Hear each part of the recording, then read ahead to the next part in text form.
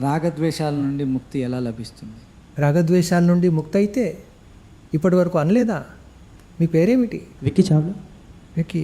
మరి నిన్నెవరు నువ్వు ఇలా అని అనలేదా? ఏమైనా తప్పుగా మాట్లాడితే ద్వేషం కలుగుతుందా లేదా? Yes sir.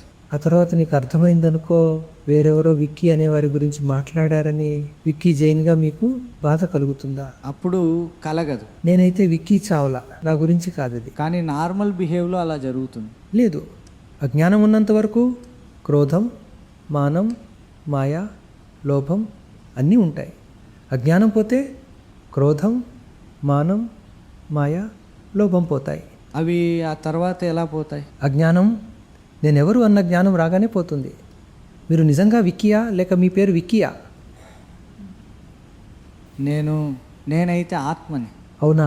మరి విక్కీని ఎవరైనా చెడుగా మాట్లాడితే మీకు టచ్ ఎందుకు అవుతుంది? అది కానీ దాని అనుభవం నార్మల్ బిహేవియర్లో ఉండదు కదా. అంటే నేను ఆత్మని అనేది అనుభవంలోకి రాలేదు, నేను విక్కీని అన్నది అనుభవంలో ఉన్నది ఇప్పుడు. అయితే ఆ అనుభవం ఎలా కలుగుతుంది? జ్ఞానంతో ఇక్కడ జ్ఞానప్రాప్తి జరుగుతుంది.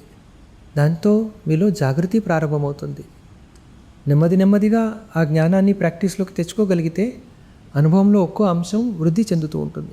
అంటే అందులో మీరు చెప్తారా ప్రతిక్రమణ ఎలా చేయాలన్నది? లేక అవును, విక్కీని ఎలా విడగా ఉంచాలి, శుద్ధాత్మని జాగృతిలో ఉంచటం, ఆ తాళం చెవులన్నీ మీకు అందిస్తాం. అయితే మంచిది, ధన్యవాదాలు. జై సచ్చిదానంద. జై సచ్చిదానంద.